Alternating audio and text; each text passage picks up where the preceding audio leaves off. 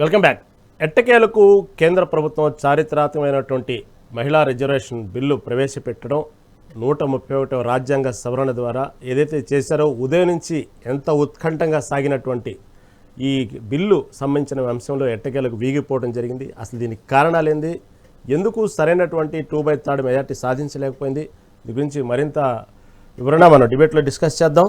ప్రస్తుతం మనతో పాటు సిద్ధంగా ఉన్నారు కృష్ణారెడ్డి గారు, బీజేపీ నాయకులు, అదేవిధంగా కాంగ్రెస్ నాయకులు రామచంద్రగౌడ్ గారు ఉన్నారు, అదేవిధంగా బండారు రామ్మోహన్ రావు గారు మనతో పాటు సిద్ధంగా ఉన్నారు, విశ్లేషకులు. ముందుగా బండారు రామ్మోహన్ రావు దగ్గరికి వెళ్దాం.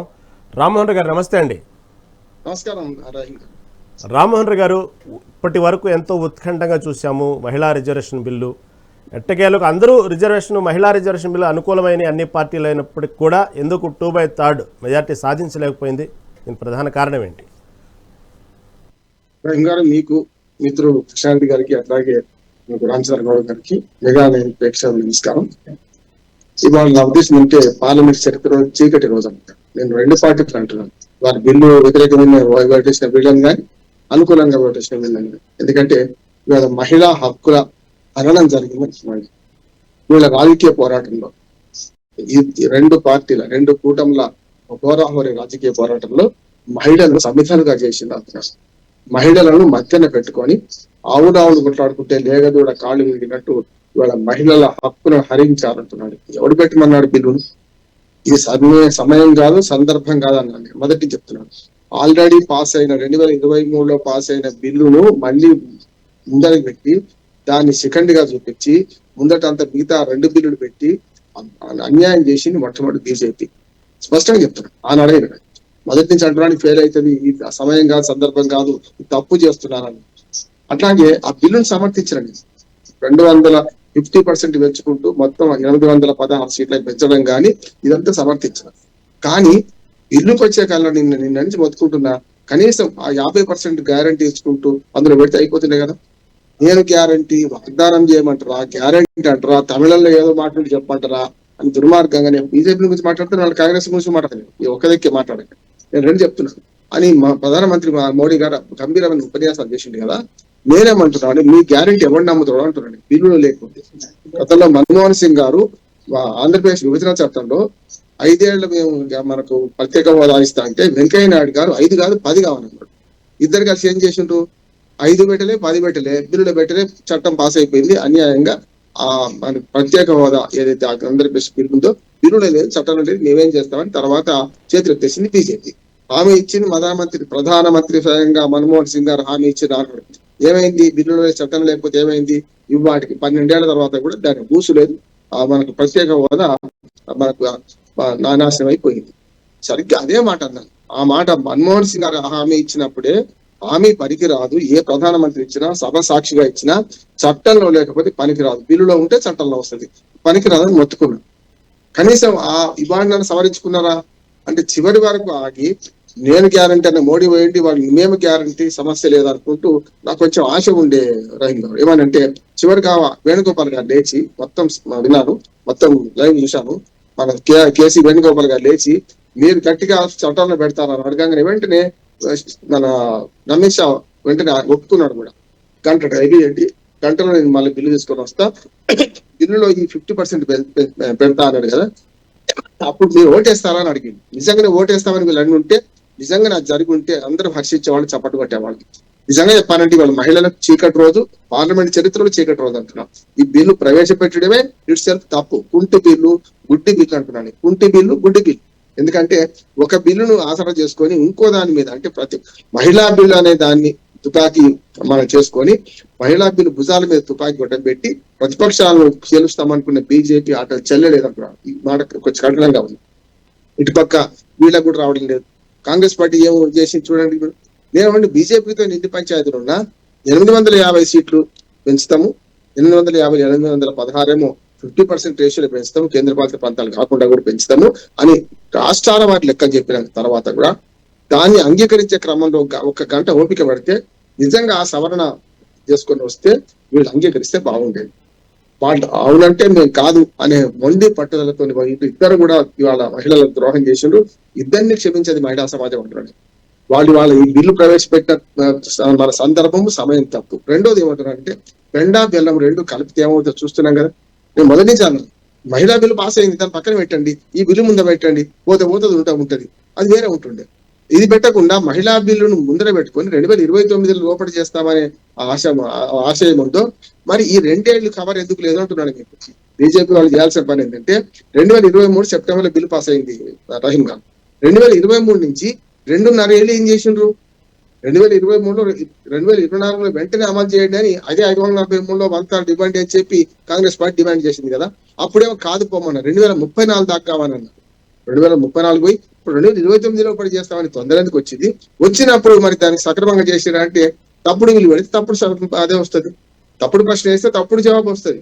మీ భార్యని ఇప్పుడు మీరు కొడుతున్నారా మానేశారా, ఏదో ఒక సమాధానం చెప్పమంటే రెండింటిలో ఏది చెప్పినా తప్పే అవుతుంది. ఇది తప్పుడు ప్రశ్న వేసి తప్పుడు జవాబు తెప్పించుకున్నారంటున్నా. ప్రశ్న తప్పితే జవాబు తప్పు వచ్చింది. మీరు పెట్టిన బిల్లు తప్పు. ఎందుకు తప్పు అంటే మహిళా బిల్లు ఆల్రెడీ పాస్ అయింది, మేము అందరూ అంగీకరించడం అన్నారు. అంగీకరించారు తప్పని పరిస్థితిలో కాంగ్రెస్ అంగీకరించినారు. అది కూడా చెప్తున్నాను. కాంగ్రెస్ పార్టీ ద్రోహం ఏంటంటే ఆనాడు 400 పైచీలకు బీజేపీకి మెజార్టీ ఉన్నది. మీకు తెలుసు కదా కృష్ణారెడ్డి గారు, 303 మంది బీజేపీకి ఉన్నారు. స్వయంగా 50 మంది మిత్రపక్షాలు ఎన్డీఏ కుటుంబంలో ఉన్నారు. రహస్య స్నేహితుడైన వైసీపీకి 22 సీట్లు ఉన్నాయి, నవీన్ పట్నాయక్ 17 ఉన్నాయి. అన్ని కలిసి 400 సీట్లు ఉన్నాయి కనుక కాంగ్రెస్ వారి సహకారం లేకుండా బిల్లు పాస్ అయింది. అది కూడా చెప్తున్నాం. తప్పనిసరి వీళ్ళు బిల్లు పాస్ అయితే ఎట్లయినా అవుతుంది, కానీ వాళ్ళు మద్దతు ఇచ్చారు అన్న మహిళా బిల్లు. ఏది 2023 సెప్టెంబర్ మహిళా బిల్లుకు కాంగ్రెస్ పార్టీ వాళ్ళకి ఏమో ప్రేమ ఉండి ఇవ్వలే. ఈ వద్దన్న ఇప్పుడు గాలి పేరు బిడ్డ కృష్ణాపురం అంటే బిడబోతుంది, ఎట్లాగో బిల్లు పాస్ అవుతుంది, మేము దానికి మద్దతు ఇచ్చినట్టు ఉంటుందని అందరు ఇచ్చినాను. అది ద్రోహం అంటున్నాడు. ఇవాళ బిల్లు పాస్ కాదని తెలిసి ఇందులో వేలు పెట్టి పశ్చిమ బెంగాల్ తమిళనాడు ఎన్నికల ముందు మంగళ పెట్టి కాంగ్రెస్ పార్టీని కాంగ్రెస్ మిత్రపక్షాలను ఒత్తుదామని చూస్తే అసలు భంగపడ్డారు కదా. స్పష్టంగా చెప్తాను, ఆవేదనతో చెప్తున్నా, ఎవరి ఇద్దరి మీద కోపం లేదు, 2 అంటున్నాడు.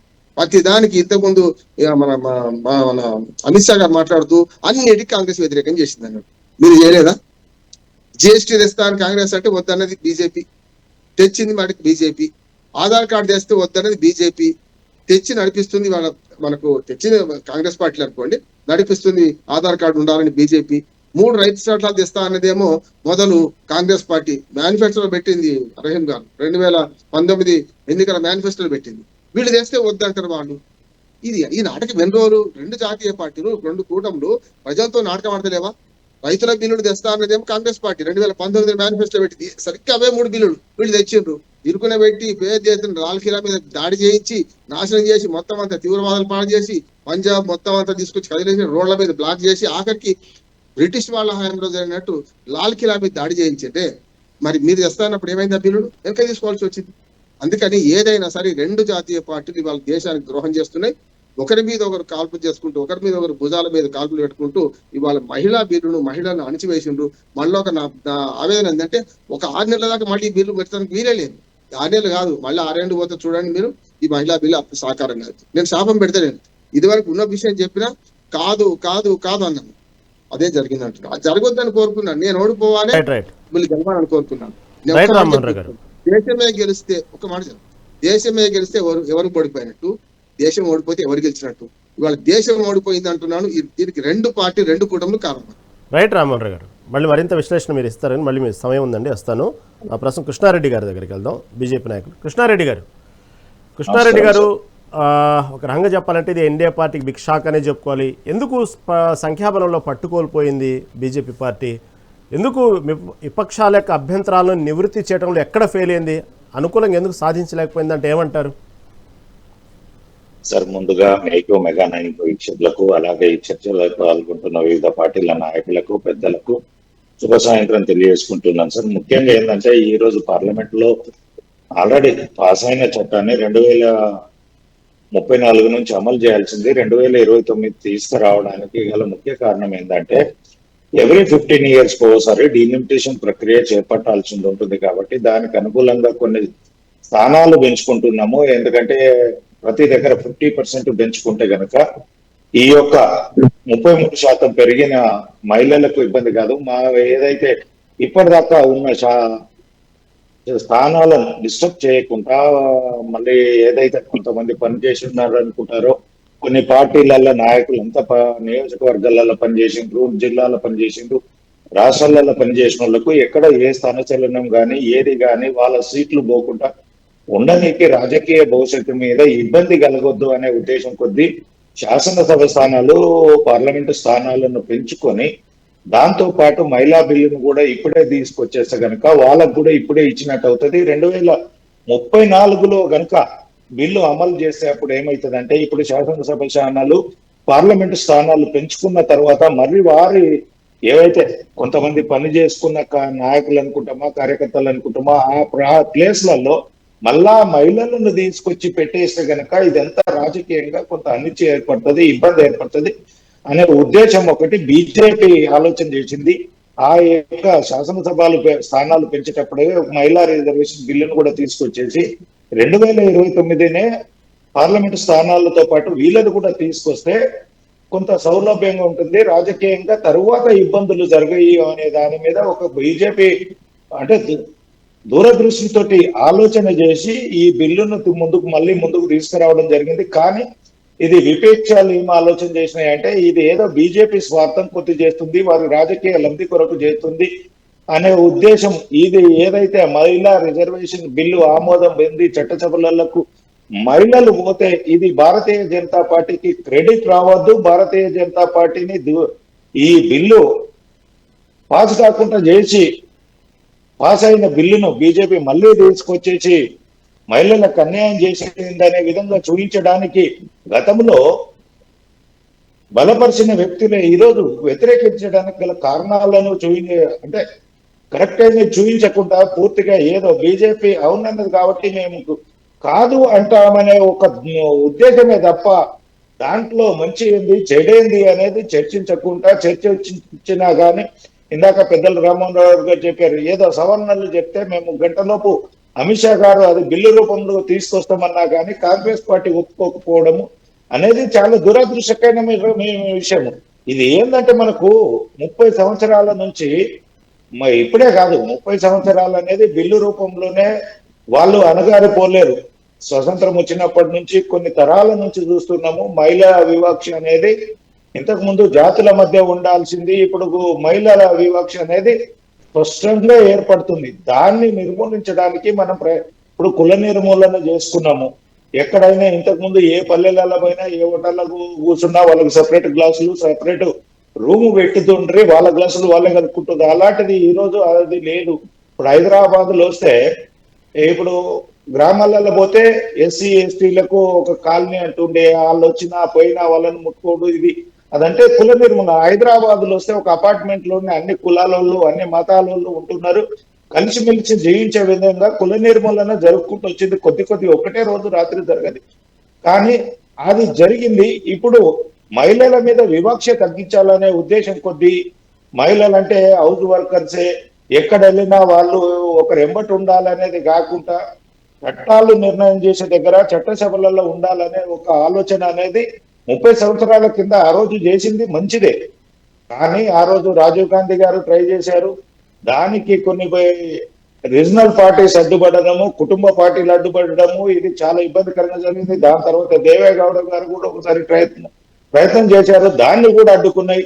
దాని తర్వాత పివి నరసింహారావు గారి ఆధ్వర్యంలో మన తెలుగు వారు 2 సార్లు ట్రై చేశారు. ఒకసారి ఇబ్బందికరమైన పరిస్థితులు నెడితే కనీసం ఆ రోజు చట్టసభలలో కాకపోయినా అట్లీస్ట్ గ్రామ పంచాయతీ స్థానిక సంస్థలలో ఉండాలని తీసుకురావడంతో ఇప్పుడు గ్రామాలలో 33% రిజర్వేషన్ సర్పంచులు కానీ ఎంపీటీసీలు కానీ జెడ్పీటీసీలు కానీ ఇది జరగడము ఒక శుభసూచకంగా జరిగింది. అది కూడా ఎక్కడైతే చట్టాలు చేసి ప్రజా సమస్యలను మహిళా సమస్యలను అసెంబ్లీలో కానీ పార్లమెంట్ లో కానీ శాసనసభ రాజ్యసభలో కానీ శాసన మండలిలో కానీ మాట్లాడి వాళ్ళ సమస్యలకు పరిష్కారం చూపించే విధంగా చట్టాలు రూపొందించే విధంగా ఉండాల్సిన దగ్గర కూడా మహిళలు ఉండాలనే ఒక ఉద్దేశం అనేది ఈ రోజుకు మనకు అందుబాటులోకి రాకపోవడం అనేది చాలా దురదృష్టకరమైన సంఘటన.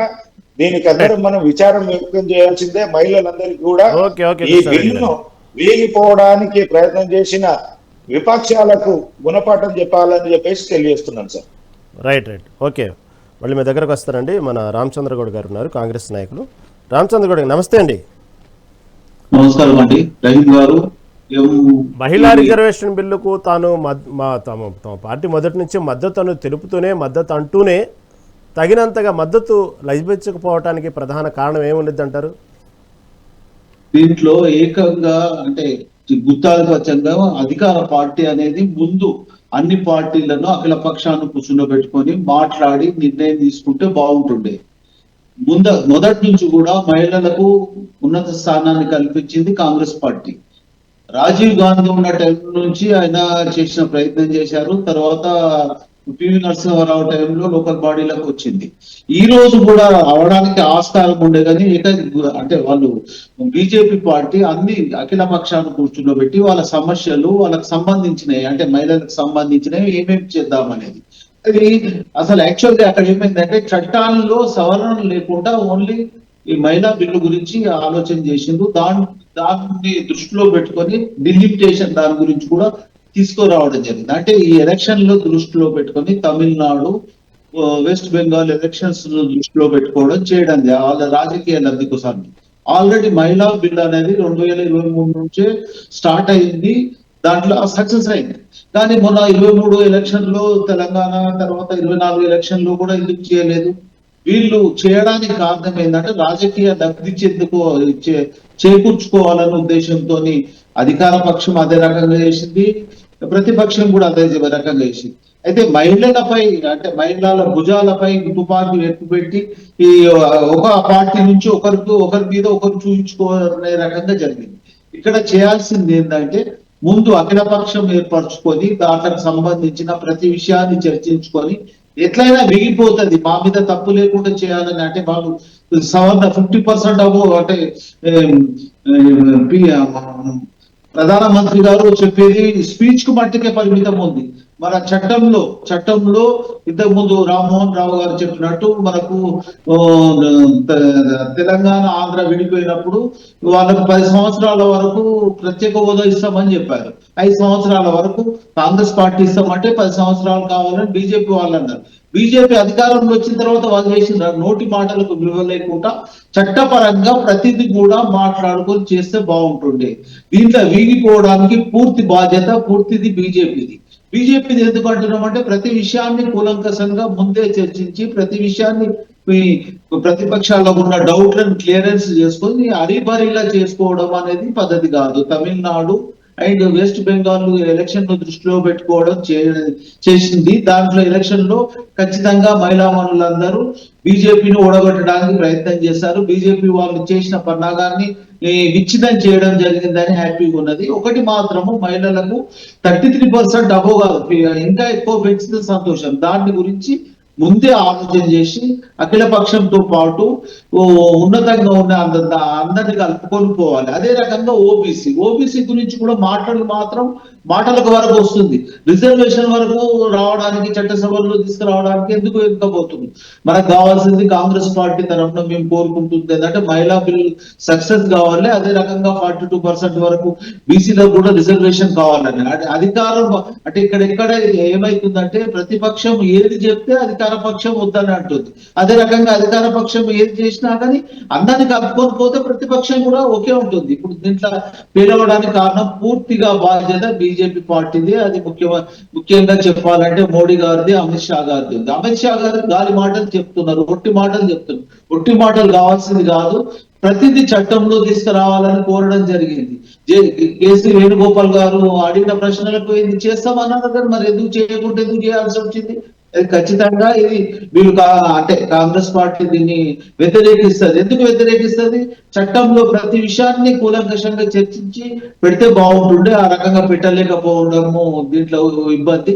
అది ఓన్లీ మహిళా బిల్లుకు సంబంధించింది ఒకటి చర్చించుకొని దాన్ని పూర్తి ఇబ్బంది లేకుండా ఎవరికి ఇబ్బంది లేకుండా చేస్తే బాగుంటుంటే దాంట్లో పూర్తిగా విఫలం అవడానికి వీగిపోవడానికి పూర్తి బాధ్యత పూర్తి నష్టం చేసింది బీజేపీ.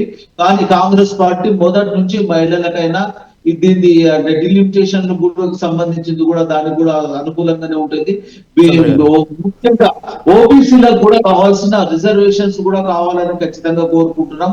ఈ మూడింటికి సంబంధించింది ఓబీసీకి సంబంధించిన ఇప్పుడు కులగణన అవుతుంది. కులగణనలో కూడా మాట్లాడదాం రామచంద్ర గారు, కావాల్సిన సమయం ఉంది, మాట్లాడదామండి. రామచంద్ర గారు మాట్లాడదాం కావాల్సిన సమయం ఉంది.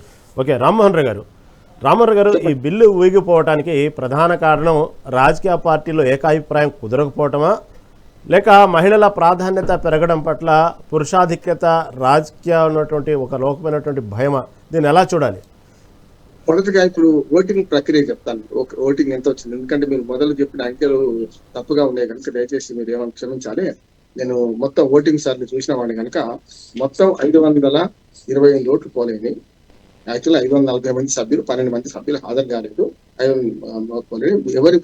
ఎవరి సీట్లు అంటే ఏ గుడి పక్షి ఆ గుడికి చేరుకున్నాడు. ఎట్లా అంటే ఇప్పుడు చూడండి, 298 సీట్లు ఓట్లు ఇటు మన కూటమి, మన ఎన్డీఏ కూటమికి వచ్చింది. 293 మంది వాళ్ళకి ఆల్రెడీ ఉన్నారు. 4 వైసీపీ సభ్యులు ఆల్రెడీ మద్దతు చేసిండ్రు, బహిరంగ మద్దతు చేసిండ్రు. ఇంకొకరెవరు వేసిండ్రు. 298, 2 తక్కువ 300 ఓట్లేమో బీజేపీకి వచ్చినాయి, అంటే మన ఎన్డీఏ కూటమికి వచ్చినాయి. ఇటు పక్కనేమో 230 ఉన్నాయి. 233 కాంగ్రెస్ పార్టీ మొత్తం సభ్యుల సంఖ్య అన్ని కలిపి ఎన్డీ కూటమి సభ్యులు 233, 3 ఓట్లు తక్కువ. వాళ్ళేమో వాళ్ళకున్న మెజార్టీ కంటే 3 ఓట్లు తక్కువ పడి 230 వాళ్ళు పోలైంది. మొత్తం మీద 528 పోలైతే అందులో మనకు 50 చిల్లర తక్కువ పడ్డది. ఎందుకంటే 530లో 67%, అంటే 2/3 అంటే 67% వాళ్ళు పడాలి. కనుక 350 ఓట్లకు కొంచెం అటు ఇటుగా, అంటే 340 ఓట్లు పడవలసి ఉంటే మొత్తం దానిలో 42 ఓట్లు తక్కువ పడ్డాయి. ఇది సినారియో. ఇక దీనికి కారణం చెప్పాను కదా, తిలాపాపం తలాపిడి గడనంటూ 2 కూటములు కూడా ఆహాలకు పోయినాయి, అహంకారానికి పోయినాయి. నా పట్టు నెగ్గాలని చూసినాయి. మొదటగా దీనికి కారణం ఏంటంటే బీజేపీ అంటున్నాం, ఎన్డీఏ కూటమి అంటే అఖిలపక్ష సమావేశం పెట్టి ఈ తేదీలు పెడదాం అనుకుంటున్నాం, ఈ తీర్మానం చేద్దాం అనుకుంటున్నాం, మీరు సహకరించండి మొదలాడగాల్సి ఉంటుంది. సమావేశాల డేట్లు వాళ్ళకి ఫిక్స్ చేస్తారు ఎవరికి తెలియకుండా. ఆల్ ఆఫ్ సడన్ గా వారం రోజుల్లో ఎలక్షన్స్ ఉంటే తమిళనాడులో, అట్లాగే మన పశ్చిమ బెంగాల్లో 23వ తేదీ ఎలక్షన్స్ ఉన్నాయి. 16, 17, 18. ఇప్పుడు ఏమంటారు అంటే ఏదో ఆట అంటారు కదా, అందుకని అదే ఆట మొదలు పెట్టారు. అందుకని 2 రాష్ట్రాలలో, అటు స్టాలిన్ ను ఇటు పశ్చిమ బెంగాల్లో మమతా బెనర్జీని దెబ్బతీయడానికి మాత్రమే దీన్ని వాడుకుని ప్రయత్నం చేసి ఇది సక్సెస్ కాదు. ఎందుకు వ్యతిరేకించారో వీళ్ళ కారణాలనే, ఎందుకు తెచ్చారో వాళ్ళ కారణాలనే. ఈ 2 అర్థం చేసుకుంటారు కదా ప్రజలైతే. రెండవది 29 నాడు కూడా మనకు పశ్చిమ బెంగాల్ ఎలక్షన్స్ ఉన్నాయి. మొదటి నుంచి మొత్తుకున్నాం. మొదలు అఖిలపక్ష సమావేశం పెట్టి అయ్యా మేము అనుకుంటున్నాం, మీ అందరి సహకారం ఉంటే చేద్దాం, మహిళా బిల్లు ఆల్రెడీ పాస్ అయ్యింది, ఈ సీట్లు పెంచుదాం అనుకున్నాం. ఫేర్ ప్రాక్టీస్ చేస్తే ఎప్పుడు కూడా మనకు మనసులో ఏం లేకుండా, కుళ్ళు లేకపోతే ఫేర్ ప్రాక్టీస్ చేస్తాం. నేనే చెప్తున్నా, ఇప్పుడు ఈ 2 పక్షాలు అట్టున్నాయి, నేను మధ్యవర్తిని అనుకోండి, నేను మాట చెప్తున్నా, అయ్యా మనం అందరం కలిసి మహిళలకు ఇద్దాము, దానికి ఎవరికి నష్టం కాకుండా, దక్షిణ భారతదేశం నష్టం కాకుండా, ఉత్తర భారతదేశం నష్టం కాకుండా అందరికి 50% పెంచుదాం అనుకుంటాం. కుల్లా చెప్పేస్తే ఇష్టపడితే మంచిదే, లేకపోతే ఇష్టపడకుండా మీరు చెప్పినా ఇష్టపడితే లేరు అనే మాట చెప్పొచ్చు కదా అంటున్నాను నేను. అది చెప్పరు, డేట్లు ఫిక్స్ చేసేటప్పుడు చెప్పరు. 16, 17, 18 అని ఎన్నికల ముందు చేస్తారు. 30 తర్వాత నేను మొదటి నుంచి బతుకుంటున్నాను. మల్లికార్జున ఖర్గే గారు కూడా అదే అన్నారు, ఆఫ్టర్ 30th పెట్టండి, అఖిలపక్షం కన్సెషన్ తీసుకోండి, అందరితో నామోదీపం చేసుకుందాం అన్నారు. మరి ఆయన మాట అయితే మన్నించాలా లేదా? 30 తర్వాత ఎప్పుడు పెట్టినా సరే రెడీ అన్నారు. ఎందుకంటే రిజల్ట్ సంబంధం లేదు కదా. 29 ఏప్రిల్కు పశ్చిమ బెంగాల్ 2వ విడత కూడా పూర్తి అయిపోతుంది. ఎన్నికల కేల్ కదా, దుకాణం బంధు, ఈ రేపు కాకపోతే ఎల్లుండి రిజల్ట్ వస్తుంది, అయిపోతుంది. రిజల్ట్ తో సంబంధం లేదు కదా. ఈ 2 రాష్ట్రాల లబ్ధి పడాలని చూస్తే ఒక లబ్ధి కోసం మహిళల గొంతు నిలిచింది ఈ ఎన్డీఏ ప్రభుత్వం. ఇటుపక్క వీళ్ళు తప్పేంది వీళ్ళు కూడా ఏంటంటే ఇప్పటికే లాస్ట్ వరకు ఏం చేస్తుందంటే ఆ బిల్లును మీరు అట్లా సవరణతో రండి, మేము అంగీకరిస్తామని ఒక మాట అంటే అంగీకరించి చేస్తే అయిపోతుంది కదా. అంగీకరించలేదు అనుకుందాం, అయ్యా మీరు అన్న మాటను మండిస్తున్నాం, మేము సవరణ బిల్లు ముందు తెస్తున్నాం అని వీళ్ళే ముందుకు రావచ్చు కదా. నేను అప్పటికి అనుకున్నా, మన సవాల్ చేయగానే వేణుగోపాల్ లేకుంటే మన రాహుల్ గాంధీ లేచి సరే మీరు తీసుకురండి, మీ హామీ నమ్మం, ప్రధానమంత్రి హామీ నమ్మం, ఇదివరకు జరిగింది అదే కనుక అది చెప్పలేరు వాళ్ళు. మన్మోహన్ సింగ్ తప్పు చేసిన వాళ్ళు చెప్పరు కదా. కనుక మీరు హామీ ఇచ్చుడు కాదు, లిఖిత పూర్వకంగా బిల్లులో పెట్టండి, మేము ఇస్తామని వీళ్ళన్నా అయిపోతుండే. వీళ్ళు అనలేదు. ఈ 2 రోజుల నుంచి మొత్తుకుంటున్నాం కదా, ప్రజలందరూ మొత్తుకుంటున్నాం, మా లాంటి వాళ్ళందరూ మొత్తుకుంటున్నాం. మీరు ఈ ఆ బిల్లులో చేర్చండి 50% అని. లేకపోతే ఏమైందంటే డిలిమిటేషన్ కమిటీ మీద ఏదైతే ఇప్పుడు బిల్లు పాస్ అయిద్దో రేపు ఖచ్చితంగా ద్రోహం అయ్యేది అంటున్నారు. 50% పెంచకుండా జనాభా ప్రకారం పెడితే 140 సీట్లు అవుతుండే ఉత్తరప్రదేశ్ కు. అనుమానం అట్లాగే ఉంచి బిల్లు పెట్టింది కదా మీరు. అనుమానం అట్లా ఉంచకుండా మీరు ఫేర్ గా బిల్లు పెట్టుంటే వాళ్ళు లేకపోతే వాళ్ళని తిట్టే వాళ్ళం అంటున్నాను నేను. మీరేమో అన్ని లోపల దాచుకొని తప్పుడు బిల్లు పెడతారు, వాళ్ళ మీద ఆరోపణ చేస్తారు. మీరు ఫేర్ గా లేరు కనుక వాళ్ళు అంతకంటే ఫేర్ గా లేరు. ఇద్దరు తప్పే అంటున్నారు. వాళ్ళు ఫేర్ గా లేకపోవడం కారణం ఏంటంటే మొదటి మీరు. రెండోది రహీం గారు, ఎప్పుడు కూడా మనకు బిల్లు పెట్టేటప్పుడు ఎప్పుడు మన ప్రభుత్వం, ఏ ప్రభుత్వం అయినా కాంగ్రెస్ కానీ అఫెన్స్ పోద్దు, డిఫెన్స్ లో ఉండాలి. ఎప్పుడు కూడా మేము మంచి చేస్తాం అనుకుంటాం, మీ అందరి సహకారం కావాలనాలి. నెహ్రూ నుంచి మొదలు పెడితే రాహుల్ గాంధీ దాకా అందరికి రెచ్చగొట్టి ఇష్టం ఉన్నట్టు తిట్టింది కదా. ఇప్పుడు ఈ బిల్లు ప్రవేశపెట్టే ముందు తిట్టాల్సిన అవసరమా? కాదంటున్నాను నేను. వాళ్ళు తప్పు చేస్తే వాళ్ళ తప్పు ప్రజలు గమనిస్తారు, మన ఎదుట్లో తిట్టొద్దు అంటున్నాను నేను. అన్ని తిట్టని పోరా ఉండకూడదు, కానీ వాళ్ళు తిట్టినాక వేస్తావా వేయవా అని మంగన్న పెట్టి వాళ్ళని బ్లాక్ మెయిల్ చేసిందంటున్నాను. ఈ ప్రభుత్వం ఏం చేసిందంటే కాంగ్రెస్ పార్టీని మిత్రపక్షం బ్లాక్ మెయిల్ చేసింది. ఈ బ్లాక్ మెయిల్ వాళ్ళు ఏం చేసిన, వాళ్ళు పట్టు పెరిగింది, తెగేదాకా లాగిండ్రు. నేనేమంటున్నా, తెగేదాకా లాగడం ఏంటంటే మహిళలు నష్టపోయింది, మహిళా సమాజం నష్టపోయింది. వాళ్ళ పార్లమెంట్ విలువైన సమయాన్ని నాశనం చేసిన. 3 రోజులు చర్చ, రేపు లేదు రాజ్యసభలో ఏమైంది? ఇది పోతే రాజ్యసభలో ఉండదు. తల్లి బతుకుతేనే పిల్ల బతుకుతుంది. దుర్మార్గం. ఇంకో మాట కూడా చెప్పారు కదా నిన్న, ఆ బీజేపీ ఎంపీ ఎంత దుర్మార్గం మాట్లాడిండు. తప్పు కదా. బీజేపీ వాళ్ళు ఆ మాత్రం చేసుకొని ఆయన ఖండించాలి కదా. మనవాడు తమ్ముడు తప్పు చేసినా ఖండించాలి కదా. వాడు ఏం మాట్లాడిండు, పాకిస్తాన్ ఇండియాతో పోల్చి మాట్లాడితే ఒక్క బీజేపీ ఎంపీ లేవాడు, కాంగ్రెస్ వాళ్ళు తక్కువ తినలే. అక్కడ కాంగ్రెస్ ఎంపీలు 8 మంది ఒక్కడైనా లేచి మాట్లాడిండా? ఇక్కడ పొన్న ప్రభాకర్ మాట్లాడితే ఏమొస్తుంది, ఇంకోటి మాట్లాడితే ఏమొస్తుంది? అక్కడ లోపల మాట్లాడాల్సింది కదా. ఇవాళ ఒక్క చామల కిరణ్ కుమార్ రెడ్డి గారు చామల కిరణ్ కుమార్ మాట్లాడండి ఒక్కడే. వీడి పక్క బీజేపీ వాళ్ళు మంత్రులతో సహా ఇంత కూర్చున్నారు కదా. ఇప్పుడు ఏమైంది? పలసనైన కదా, ఆ రామాయణంలో పిడకలు పెట్టి పెట్టారు. అది రామాయణం, ఈ పిడకల పెట్టి మొదలైన తోటి తెలంగాణ సమాజాన్ని అవమానించిందని చెప్పి, అది కూడా దుర్మార్గమే కదా. ఆయనకు మన తేజస్వి సూర్యకు ఏం అవసరం చెప్పండి? మన తెలంగాణ ఆంధ్రప్రదేశ్ ను, నేను ఏమంటున్నాను, తెలంగాణను అవమానించడం కాదు రహీం గారు, తెలుగు ప్రజలను అవమానించండి ఆయన. ఆంధ్రప్రదేశ్ విభజన చట్టాలను అవమానించండు. విభజన చట్టం అంటే ఇద్దరికి తెలుగు తక్కువనే కదా. ఆంధ్రులు అవమానించినట్టు, తెలంగాణలో అవమానించినట్టే. వాళ్ళకేమో సంతోషమైంది. ఎన్డీఏ కూటమి సభ్యులకైతే ఎంత సంతోషమైందో. టీడీపీ మాట్లాడు, జనసేన మాట్లాడు. అరే, ఆంధ్రప్రదేశ్ విభజన చట్టాన్ని తీసుకొని పాకిస్తాన్ ఇండియా మధ్య ఎట్లా జరిగిందో అట్లా జరిగిందని అంటే, బ్రిటిష్ వాడు చేసిన దానికి కాంగ్రెస్ వాళ్ళు ఏం చేసి తప్పు చేసినట్టు చెప్పండి.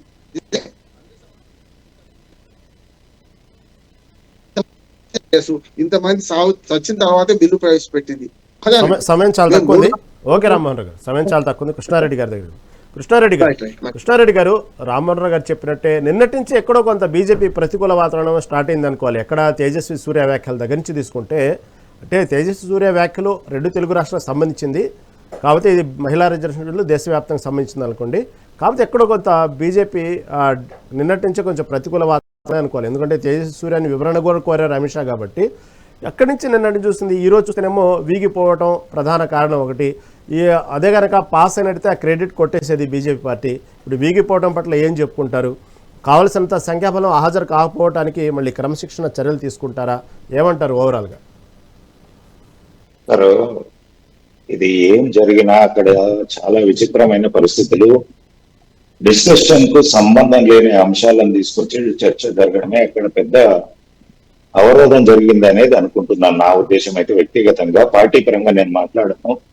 అసలు ఈ బిల్లు అనేది మహిళలకు, రెండోది శాసనసభ పార్లమెంటు స్థానాలు పెంచే దాని మీద చర్చ జరగాలి. దాని మీద ఏ విధంగా వెళ్ళాలో ముందుకెళ్ళి, ఈ విభజన అనేది అవసరం లేదు. అక్కడ తెలంగాణ అంశం అనేది కూడా అక్కడ మాట్లాడాల్సిన అంశమే కాదు.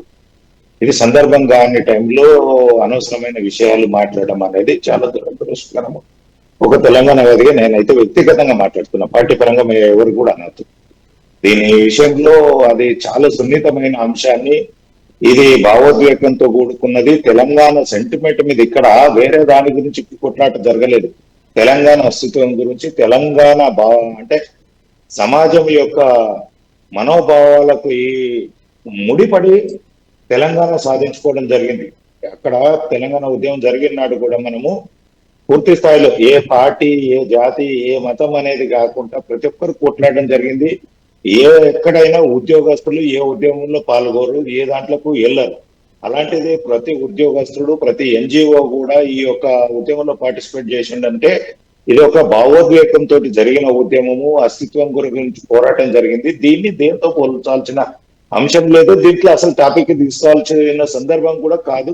అదే అనవసరమైన సందర్భంలో మాట్లాడారనేది నా వ్యక్తిగత అభిప్రాయం సార్. దానికి భారతీయ జనతా పార్టీ అమిత్ షా గారు తేజస్వి సూర్య గారిని వివరణ అడగడం జరిగింది. దాని తర్వాత మా బండి సంజయ్ గారు కూడా ఆ అంటే వ్యక్తిగతంగా పార్టీ పరంగా కాకుండా కూడా ప్రభుత్వం తరపున కూడా మాట్లాడినట్టు హోంశాఖ మంత్రి క్యాబిన్ లోనే కూర్చొని ఆయన వివరణ ఇవ్వడం జరిగింది. దాన్ని మనం అందరం కూడా కొన్ని సందర్భాలలో కొన్ని అసందర్భంగా కొన్ని మాట్లాడతారు. అది పెద్దగా దానికి భావోద్వేగం మీద జరిగింది కాబట్టి మనం అందరం కూడా దాని గురించి పెద్దగా ఇది చేయొద్దు. దాన్ని తెలిసి మాట్లాడిండా తెలియకుండా మాట్లాడిండా, తెలంగాణ ఉద్యమం దేని మీద జరిగింది అనేది తెలియకుండా మాట్లాడి ఉండొచ్చు అనే దాని మీద వదిలేసేయాలేదు, కానీ దానికి ఎక్కువ పోవాల్సిన అంశం కాదు. ఇంకా ఈ బిల్లు విషయంలో మనము డిస్కషన్ చేస్తే ఏంటంటే, నేను ఇందాక కూడా చెప్పినాను, ఈ బిల్లులో ప్రతి ఒక్కరు కూడా ట్రై చేశారు. కాంగ్రెస్ వ్యవహారం ఏంటంటే ఫస్ట్ నుంచి కూడా 30 సంవత్సరాల నుంచి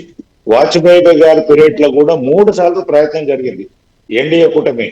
అప్పుడు కూడా ప్రతిసారి అడ్డుపడ్డారు. ఎందుకంటే కాంగ్రెస్ పార్టీ నేను చూస్తున్న ఈ సందర్భంలో ప్రతి ఒక్క అంశము బీజేపీ తీసుకొచ్చిన బిల్లు అనుకూలమే అంటారు, నోటితోటి అనుకూలమని చెప్తారు, నోటితో పొగిటి నొసలతోటి ఎక్కిరించినట్టు కాంగ్రెస్ పార్టీ ప్రతి సందర్భంలో చేసుకుంటూ వస్తుంది. దీంతో ఏంటంటే సమస్య అనేది దానికి వచ్చేటప్పటికి ఈ బిల్లును తీసుకొచ్చింది అనేది నేను ఈ మధ్య ఈ 2-3 రోజుల నుంచి చర్చ జరిగినప్పుడు ప్రతి కాంగ్రెస్ నాయకుడు అసలు మహిళా బిల్లుకు పునాదే మేము, ఈ ఆలోచనకు అంకురార్పణమే చేసినాం మేమంటారు. కానీ మరి అక్కడికి బిల్లు ఆమోదం దగ్గరకు వచ్చేటప్పటికి కొర్రీలు పెడతారు. ఇది ఏంది ఎందుకు అనేది వాళ్ళు చెప్పాలి ప్రతి ఒక్కరు. ఇప్పుడు ఏ చట్టం తీసుకొచ్చినా ప్రతిదీ మేమే అంటారు, కాదనలేము. ఎందుకంటే ఈ సమాజంలో ఇది నడుస్తున్నదంటే, ఇప్పుడు సమాజం నిలబడిందంటే మీరు చేసినవి కొన్ని ఉంటాయి, తర్వాత జరగాల్సినవి కొన్ని ఉంటాయి.